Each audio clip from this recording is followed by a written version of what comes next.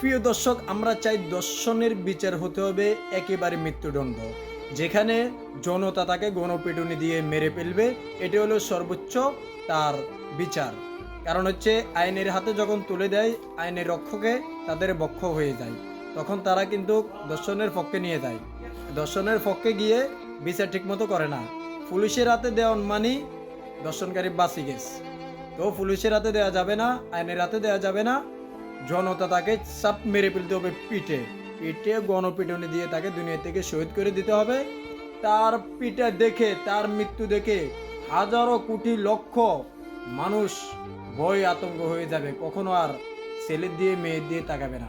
আমরা দেখলাম যে মাগুরায় আসিয়া যে মেয়েটাকে এইভাবে নিঃশর্তভাবে দর্শন করেছে, কত কষ্টদায়ক বিষয়টা, মানে বলতে চাইও কিন্তু মনের ভিতর অনেক ব্যথা।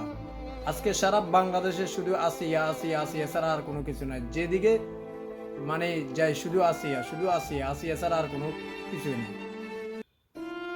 সে দর্শক, আমরা চাই দর্শনের বিচার হবে মৃত্যুদণ্ড।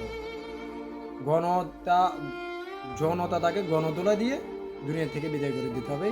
এর পক্ষে কে কে আছেন আমার ফেসবুক ফ্রেন্ড, সবাই বলবেন।